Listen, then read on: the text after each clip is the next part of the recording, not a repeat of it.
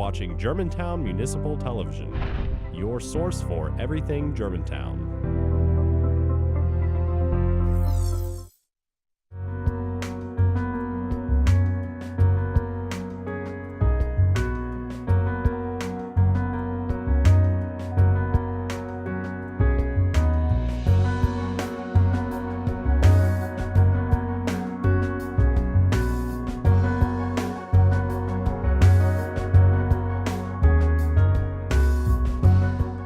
Hello and welcome to our final episode of Focus on Germantown. Thank you for joining us for the season finale. I'm Mayor Mike Palazzolo, and it's my privilege to be your mayor and host. Each month, the focus is on city government, how it provides services and works with you, our citizens, to make Germantown a great place to live. We'll begin today's show talking with Superintendent of the Germantown Municipal School District, Jason Manuel, as we look to wrap up the fourth school year since the district's establishment in 2014. Then founders of the First Responders Scholarship Fund, Jim and Janine Carney, will join us to tell us more about their first annual benefit concert coming up this summer.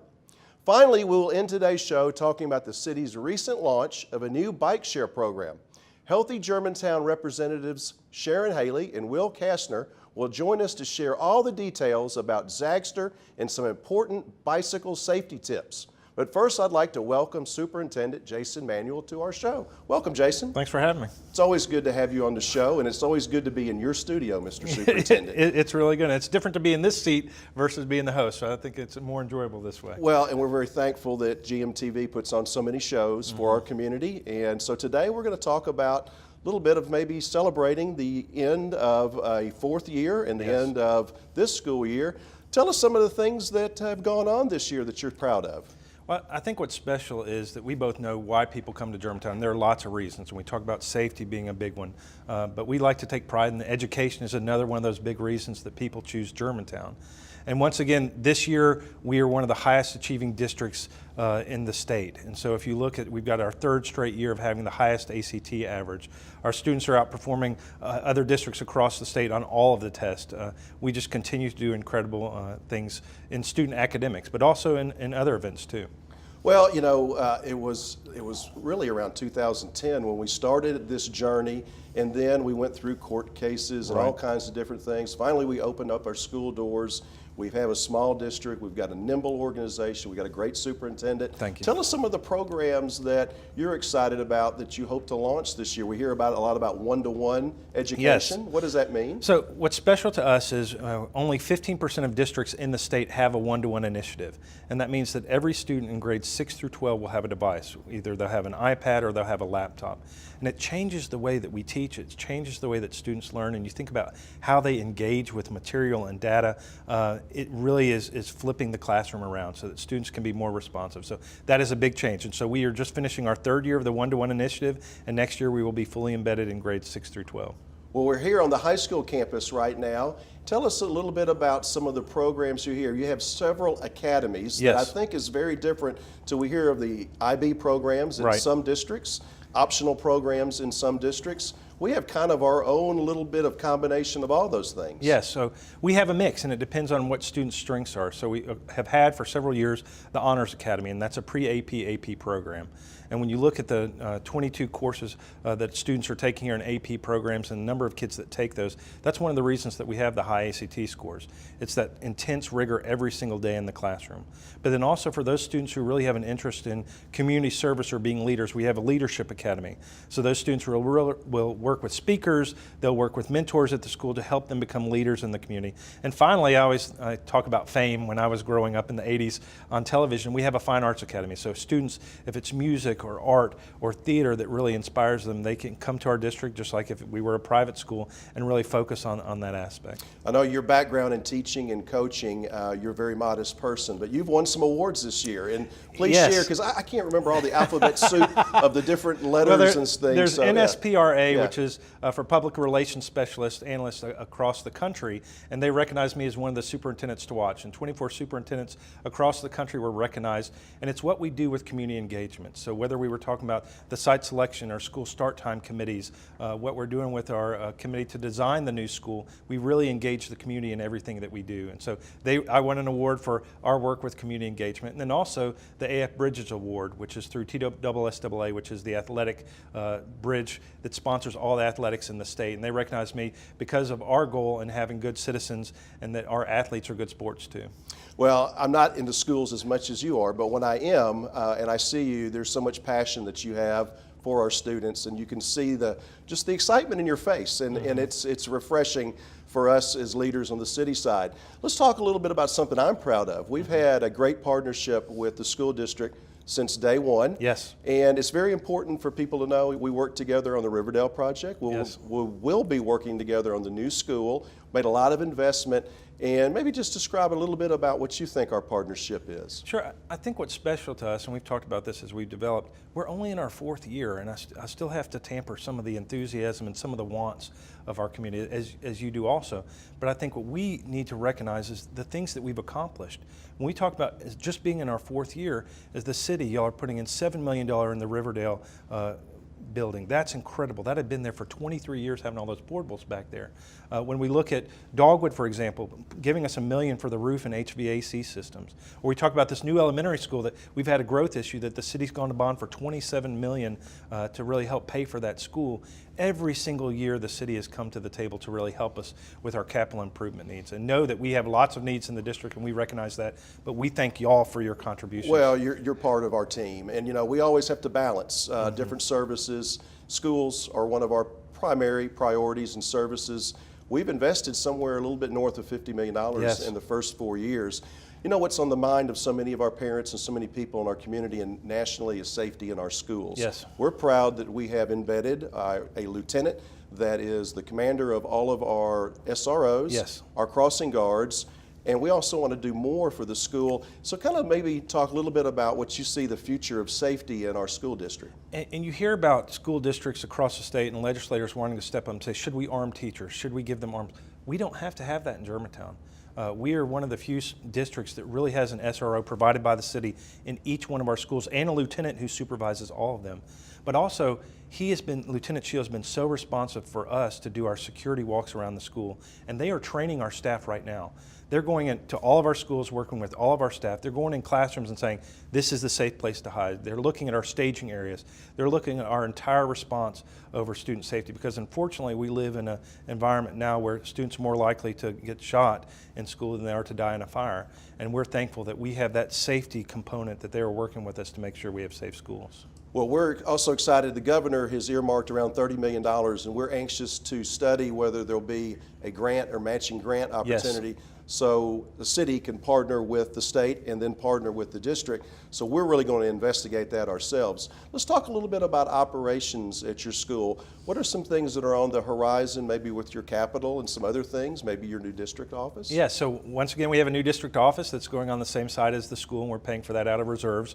And also with lease payments. We talk about currently we are leasing our office space, and it's good finances to switch lease payments over to mortgage payments. So we're going to do that with the help of the city, because we can't take on debt as a school district. The city takes that on for us.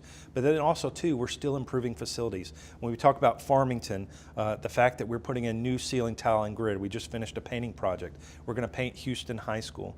And of course, we have this new facility that's opening at Forest Hill and Poplar Pike, the new elementary school, and we have a groundbreaking on May 1st. So know that we are doing a lot of incredible things. Well, we've got to wrap up, and the community will have some input in perhaps the name selection. We don't need to talk about that. That is the next step. Yes. There are lots of opinions on the name, and we have not named it at this point, but we will engage the community once again to help us name the new school. Jason, it's always glad to have you here on the show. Thank you. Thank you. I want to applaud all GMSD students, faculty, and district staff on another great school year. I look forward to more success during the 2018-2019 school year. We'll be back with Jim and Janine Carney right after this.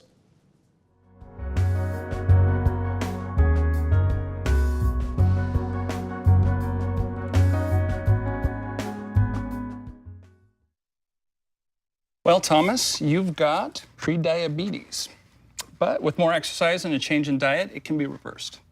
I've tried exercising. It just makes me hungry for bacon. I love bacon too. And who really likes to exercise? Not me. Me neither. Nobody.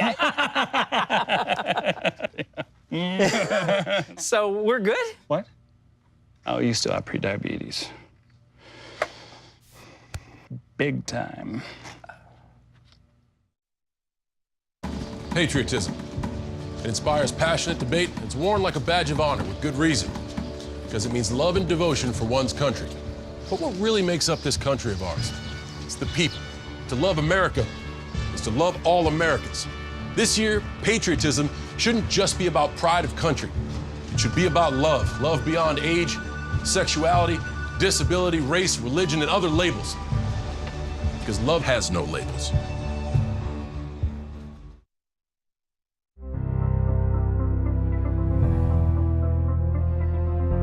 You are watching Germantown Municipal Television, your source for everything Germantown.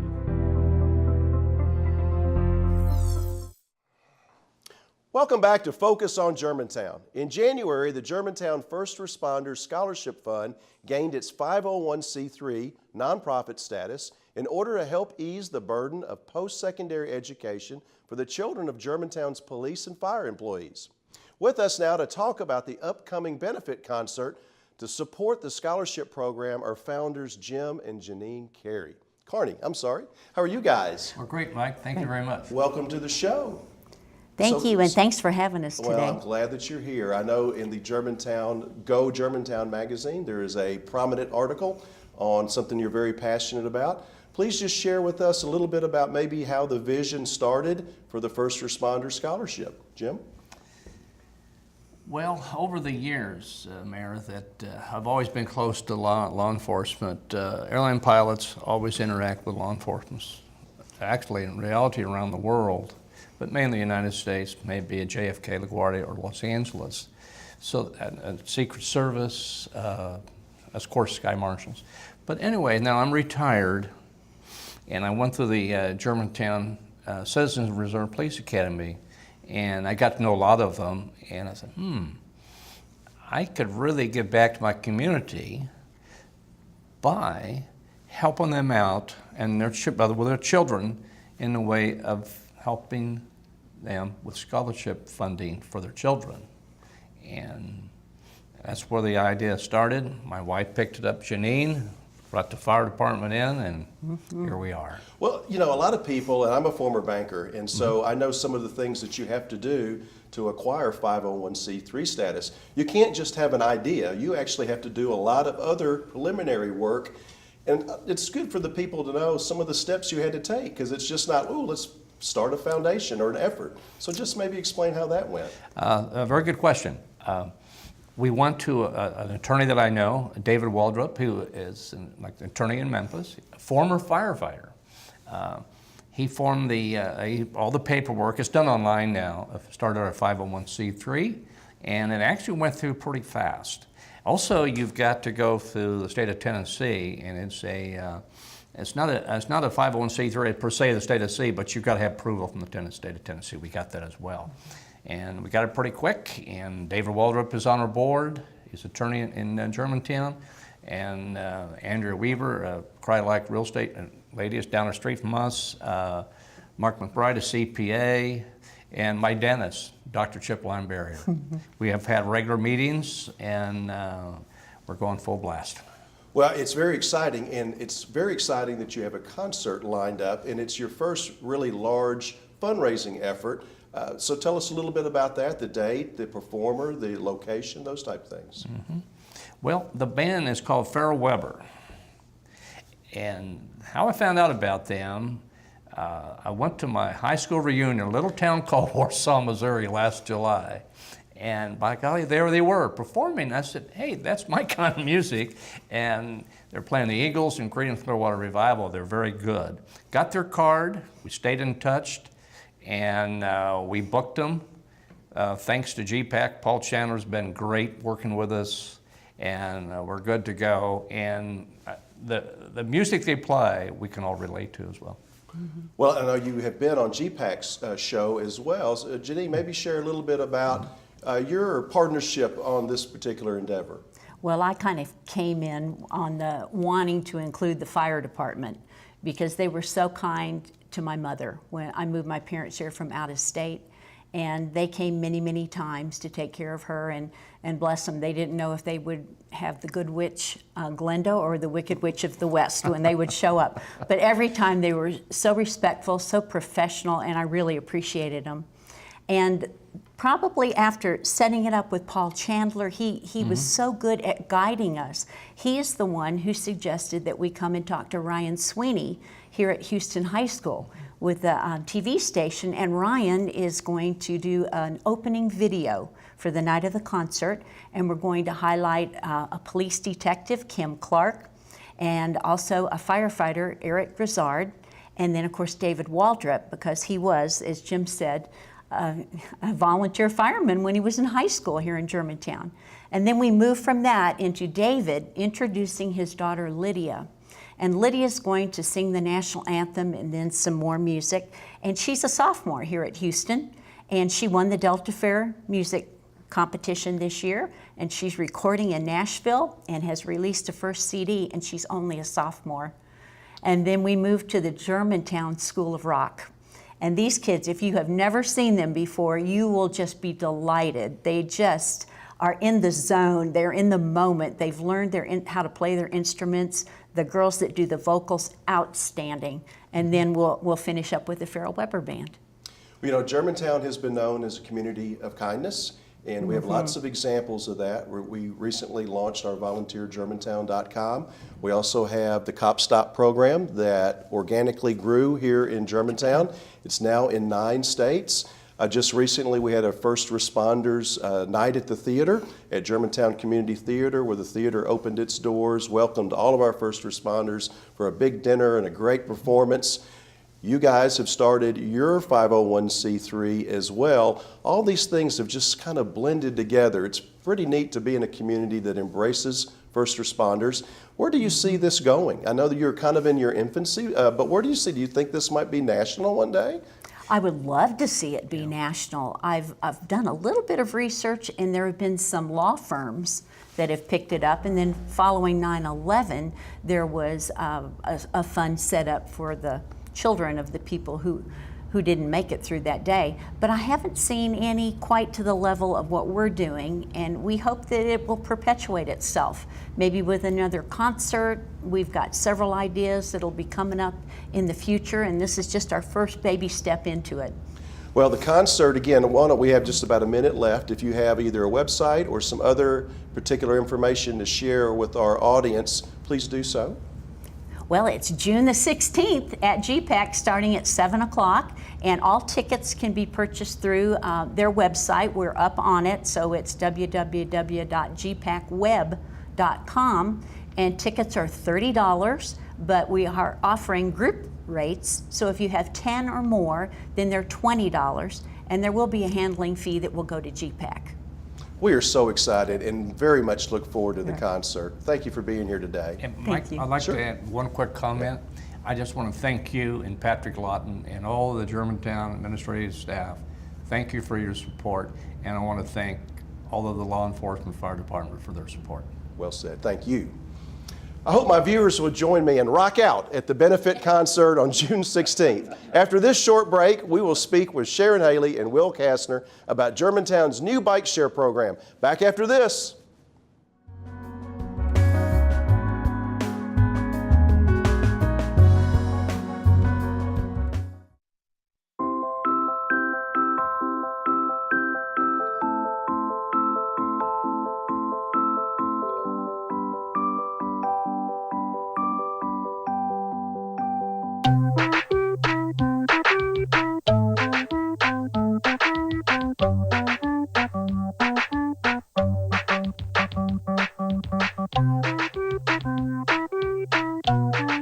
Start a story. Adopt at theshelterpetproject.org. Every year, 40% of all food in the U.S. never gets eaten.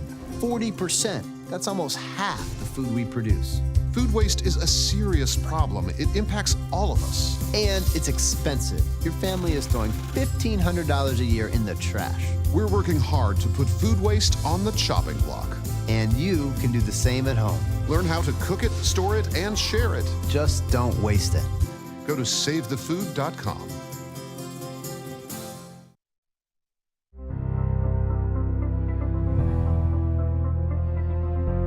You are watching Germantown Municipal Television, your source for everything Germantown.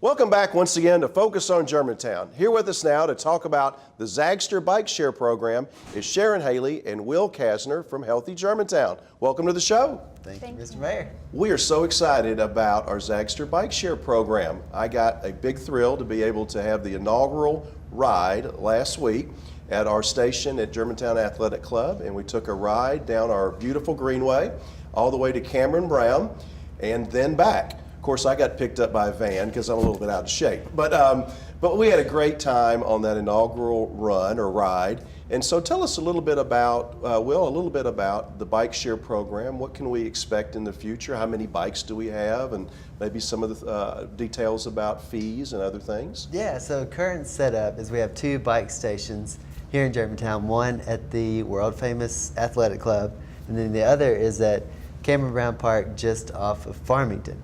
And so we currently have 10 bikes total. There's, I believe right now, 5 at each station, but you don't have to leave your bike where you pick it up, so it could get offset. But we do have a bike mechanic who regularly maintains the bikes as well as relocates the bikes back to their prospective station. And so with those 2 stations, you have prime time access to some of the best biking areas in Germantown, whether it's a bike lane on Farmington or the Wolf River Greenway, as we rode last week. I mean, the potential is everywhere. You can ride to restaurants. You can spend all day on a bike. And so with that, it's $3 an hour to rent a bike. Super easy. If you'll tune into the Healthy Germantown episode this month, we demonstrate how to actually check the bike out through the app. Extremely easy, extremely affordable, and it's just a ton of fun. Well, I like the way you plugged your show, Will. You know it. And one of the best ones on GMTV, I might add. Well, share with us this. A lot of people aren't familiar with the type of bike that they will be renting. So maybe describe that a little bit. Because for me, I'm not ready to get a high-performance bike, so to speak, the ones that you would maybe spend and invest a lot of money in, that you could do it on the street or off-road. Let our folks know kind of what type of bike this is. Yeah, for sure. So, and I'm not really a biker much myself either, and so these are cruiser bikes, which is, your road bikes are a little intimidating. They got the real slim tires and the small seats, and it's like, well, I don't know if I could ride that. These bikes are made for fun in the sun. They got a basket on the front, so you can stop at Kroger and get some groceries. You can put your lunch in there. The seats are extremely comfortable. I think last week we rode for about an hour, and as far as comfort goes, you could ride on those things all day long and be happy in sunshine. So the quality of bike is excellent. They do have gear shifts. I think there are 4 gears on the bikes. Brakes are great. And like I said before, there's a bike mechanic that regularly checks on the bikes to make sure everything's working properly and everybody's safe. And since you're renting, you don't have to worry about tuning up the bike yourself. It'll always be tuned up as needed by our mechanic as well. Now, this was a partnership between the Germantown Athletic Club, the Campbell Clinic, the City of Germantown, and Healthy Germantown. Sharon, tell us a little bit about the partnership with Healthy Germantown, maybe a little bit about how Healthy Germantown got started and how this is a signature event for Healthy Germantown. Sure. So Healthy Germantown has 3 main initiatives based on what the Governor's Foundation for Health and Wellness has provided as their guidelines: physical fitness, healthy eating, and smoking cessation or tobacco cessation. So this would be a big part of that physical activity component. And we do want to see more people in Germantown being more active. And we're hoping that seeing more bikes on the road and more people out will actually encourage more people to get out there and do it as well. We're also partnering with Memphis Hightailers Bicycle Club to help kind of educate people as well with safety. And as far as safety goes, we do want to remind both the cyclist and the motorist that there are important safety aspects to riding bikes. I think most people will probably utilize the greenway because it's so convenient and handy, but they also need to remember that there's pedestrians that use the greenway as well. And you want to make sure that the bikes yield to the pedestrians, pass on the left, or ride on the right, pass on the left. But when on the roads, there are important aspects to remember, like making sure that you ride with traffic instead of against it. Bikes can use the bike lane or an actual lane of traffic, which a lot of motorists don't realize. But sometimes it's safer for them, even if there's a bike lane, for the bikes to be in the bike lane or in the driving lane, because there may be some hazards you don't see in that bike lane. Well, and I noticed on our short ride, the runners, walkers, and bike riders on the Greenway, they exercise some very good etiquette. People were talking about on your left and passing and then ringing the bell and that type thing. So it seems like the etiquette for off the road, so to speak, is pretty much well understood. On the road might be a different subject. Will, could you address a little bit about, I know these bikes have GPS in it and they're tracked, and so what kind of dashboard metrics can we gain from just the data? Yeah, so as far as the Zagster app, it shows where you are in location to the bike share pickups, and so you can see kind of like where you've been, where you've gone, and it also gives you the time, the duration of the ride that you've been on. So the good thing for us as administrators of the system is we can see who's checking the bikes out, where they're going, how long they're on the bikes, and so as far as data for us, for Healthy Germantown, it's really trackable. So we'll be able to see when you checked out your bike and how long you went and how far you went, so we're watching. Or how slow I went, maybe. I don't know if it does speed. I don't know if it does speed, but anyway, it's really cool because you'll be able to kind of dive into that statistical information and really learn a lot about where Germantown's going and what people are doing. Well, and part of the Healthier Germantown initiative, we're kind of inspired by the Governor's Foundation. We've got to track a lot of things, whether we are directing people to our Greenway, directing people to riding bikes, exercising more. We have to show this data to, in essence, keep our status. So I think the bike share program will be a good way to have a good measurement tool. I'd also like to just thank you, Sharon, for all your leadership in Healthy Germantown. You have really kept it going for us. And really, with your Facebook post and all the different messaging that you put out, it's been phenomenal for our community to really embrace Healthy Germantown and everything that goes along with Healthy Germantown. I'd like to thank both of you for being my guests today. Thank you. Glad to, anytime. I'd like to thank all my guests for being on the show today. I'd also like to thank you, the viewers, for taking time to focus on Germantown. If you'd like more information about this or any of the other shows on Germantown Municipal Television, please visit www.gmtvonline.org. We'll see you when Focus on Germantown returns in September.